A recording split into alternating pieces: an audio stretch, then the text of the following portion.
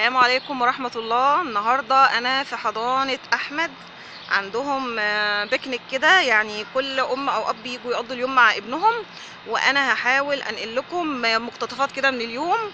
ده شكل المكان اللي احنا هنقعد فيه إن شاء الله، بس أحمد لسه ما خرجليش. انتظروني بقى وهظبط لكم كده شوية مناظر حلوة بإذن الله. ده الفصل اللي مشغلين لهم فيه كرتون على ما تبدأ البيكنيك بتاعتهم.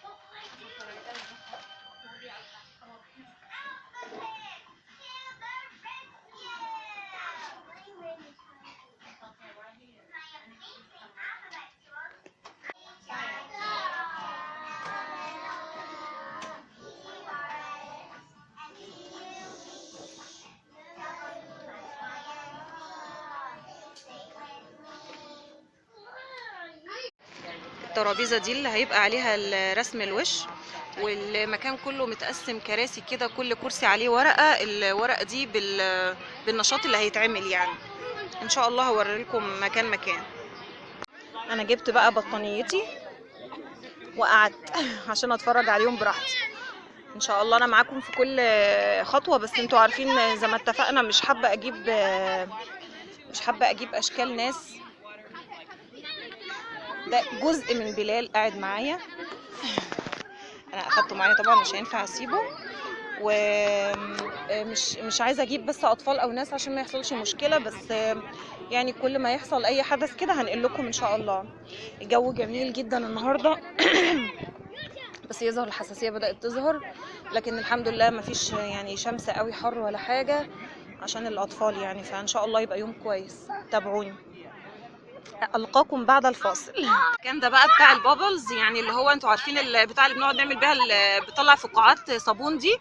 هما بقى جايبين لهم ازايز كبيره كده فيها صابون، والادوات دي اللي انتوا شايفينها دي بيستعملوها بقى ويلعبوا بيها شويه. ده جزء من الاجزاء اللي انا قلت لكم عليها. اللعبه دي بقى بيلبسوا كده زي شوال ابيض زي ما انتوا شايفينه كده، طبعا مش عايزه اجيب لكم وشهم، وبيتنططوا بيها يعني، والمفروض ان هم ما يقعوش. تمام، هجرب كده اشوف احمد هيقع ولا ظروفه ايه. فاكرين اللعبه دي؟ انا عن نفسي كنا بنسميها الاولى، اللي هو كده نقعد ننط بالرجلين ورجل واحده وكده. دي من ضمن الالعاب برضو، بس لسه احمد ما لعبهاش، ما اعتقدش انه هيعرف يلعبها بصراحه لان ما عمروش لعبها. الشمس بدات تزيد جدا جدا جدا، يعني انا اصلا مش شايفه اصور لكم حاجه. بتمنى ان الوقت يعدي بسرعه الصراحه واروح، او زوجي يجي ياخدني، لان بصراحه الشمس صعبه قوي. في امهات بداوا يمشوا، فهحاول اتصل على زوجي كده واروح، لان بصراحه الجو بدأ يبقى صعب. انا استأذنت المدرسة وهصور لكم الفصل بتاع احمد اهو. بصوا انا كده اهو داخله. دي السجادة اللي على الارض بالحروف كده بيبقوا يقعدوا عليها الصبح.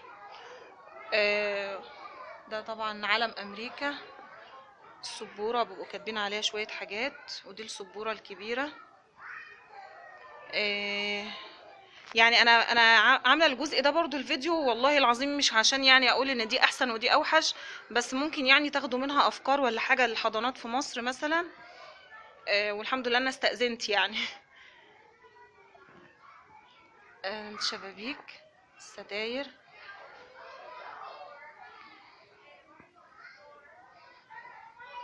دي اللعب اللي بيلعبوا بيها، بس هي طبعا عشان احنا النهارده زي حفله اخر السنه كده، فهي بتقولي معلش احنا لمينا حاجات كتير، بس يعني صوري اللي انت عاوزاه، لكن الفصل بيبقى شكله مختلف عن كده. دي الديسكات اللي بيقعدوا عليها. دي سبورة تانية بيبقوا يلزقوا عليها الحاجة كده. دي القصص اللي بيقرأوها الصبح. المكان ده هو بتبقى حاطه لهم فيه الفطار، العصاير واللبن، لاني كنت شفتها مرة.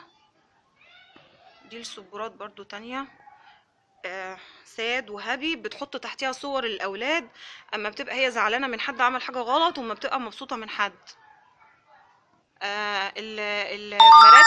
المراتب اللي انتوا شايفينها فوق دي بعدد الاولاد، لازم ليهم ساعة يناموا فيها، ساعة كل يوم يناموا فيها، حتى لو مش هينعس لازم يغمض عينه ويطيع الاوامر بانه لازم يسمع الكلام. وده مكان كل واحد كانت طبعا حاطه صورته واسمه، بس طبعا شالتهم بايه بلبسه، لان كل واحد مفروض بيبقى له لبس هنا. تمام. ودي صورة كده للفصل تاني. يا رب اكون افدتكم واخدتم فكرة عن الفصول بتاعة الحضانة هنا، وهحاول اصور لكم حاجات تانية. يلا السلام عليكم. شايفين الاسود اللي فوق خالص ده غراب على فكرة. الغربان هنا كتيرة قوي، يعني سامعة صوتها بصراحة صوت مقبض للقلب جدا. انا مش عارفة هم قادرين يتعايشوا معاه كده ازاي، وعمال ينزل تحت للولاد ويجروا وراه عادي جدا. وبلال نعوس وعاوز ينام وخلاص، حاسه ان اليوم اتقفل ويا ريت بقى ويا ريت بقى ايه نخلص على كده. قلت اتمشى ببلال شويه يمكن ينام. هو تقريبا خلاص كده يعني بدأوا اولياء الامور لو حد عاوز ياخد ابنه او بنته ممكن كده ياخدوهم يعني. واحنا مستنيين بابانا، كلمناه وهيجي ياخدنا ان شاء الله. فيا رب بلال بقى ينام شويه كده، ربنا يهديه. وخلاص زي ما انا قلت لكم شالوا بصوا خلاص شالوا بقى الالعاب والحاجه، بس يعني لسه في بعض الناس كده قاعدين، بعض الناس بتلعب هناك. واماكن الاكل هي بعيد، بحاول اصور من بعيد شويه برضو عشان الاشخاص. اتمنى ان انتوا تكونوا اتبسطتوا معايا النهارده. كنت عايزه يعني كنت عايزه انقل لكم بصراحه اكتر من كده واوضح لكم حاجات تانية كتير، بس انتوا عارفين بقى يعني ايه، بنحاول نكون حذرين شويه علشان ما نقعش في اي خطأ يعني، لان الموضوع دي صارمه هنا شويه يعني، مش زي مصر وكده.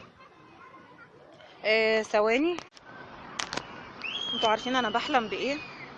بحلم يبقى عندي حضانه. اوكي يا حبيبي. بحلم يبقى عندي حضانه في مصر، حضانه خاصه كده يعني على قدي، مش لازم مدرسه متكامله يعني، بس يعني يبقى الفصل فيها كده زي اللي وريته لكم. وبغض النظر عن مسألة الفصل كمان تبقى العلاقة بيني وبين الولاد زي ما انا شفت كده النهاردة. حاضر حاضر هنمشي. ثواني. ما تحسيش ان هي مدرسة كده وولاد. احنا كل واحد جايب البلانكت بتاعته عشان يقعد على الارض، وهي جت قعدت جنبنا في وسطنا، ومع اولاد ما كانش معاهم يعني اولياء امورهم، جايبه طبقها زيها زيهم وقاعده بتاكل معاهم. مفيش بقى الحته بتاعت لا مدرسه ولا المدير يدخل بقى ويقول لها انت بتاكلي في الفصل. لا، ما هي بتاكل عادي وقاعده مع الولاد عادي وقاعده على الارض عادي. يعني انا اشتغلت شويه كده في مصر، بس يعني ما علينا مش عايزه اتكلم قوي. بس يعني ما كانتش الامور بسيطه كده زي هنا. في شده شويه، والمدرسه مش من حقها كذا، والمدرسه مش من حقها كذا، والمدرسه مش من حقها تقعد في الفصل، تقعد يعني على كرسي. ده موقف ده كان اتقال لي مره كده، وكانت حتى حصه احتياطي، ما كانش اصلا فصل يعني، داخله حصه احتياطي وقعدت. وبصراحه مش قادره انسى الموقف ده خالص، ويعني وهفضل زعلانه منه جدا يعني. الله اعلم بقى كان ايه السبب، ولا كان الغرض ايه من ان هما يعني يقولوا لي كده.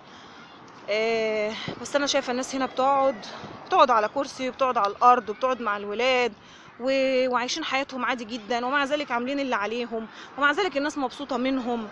يعني ما هوش يعني لازم المدرسه دي اللي تفضل واقفه على رجلها 24 ساعه ومهدوده وطالع عينها عشان يبقى الاسم انها عملت اللي عليها. ما هي تقدر توصل لهم يعني. على فكره هنا المدرسه دايما قاعده معاهم على السجاده اللي انا وريتها لكم دي على الارض، او قاعده على كرسي، والمعلومه بتوصل بمنتهى السلاسه والبساطه، سواء بقى بعروسه كده بلعبه بحاجه. مش لازم افضل واقفه على السبوره يعني واشرح وانبح في صوتي. ف نفسي بجد الموضوع ده يتغير والله.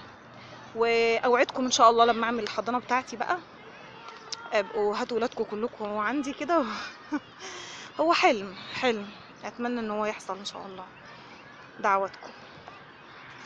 الحمد لله مفيش حد بقى خلاص، عشان ما بقاش دي زي ما قلت لكم الترابيزه الكبيره اللي كانوا حاطين عليها الاكل الناس تعدي. والازرق اللي جنبيها ده كان فيه البيبسي والعصاير عشان تفضل ساقعه، والحله السوداء دي كان فيها الهوت دوج، واكياس الزباله اهي علشان اللي خلص يحط فيها الاكل بتاعه. يعني زي ما انتم شايفين كده.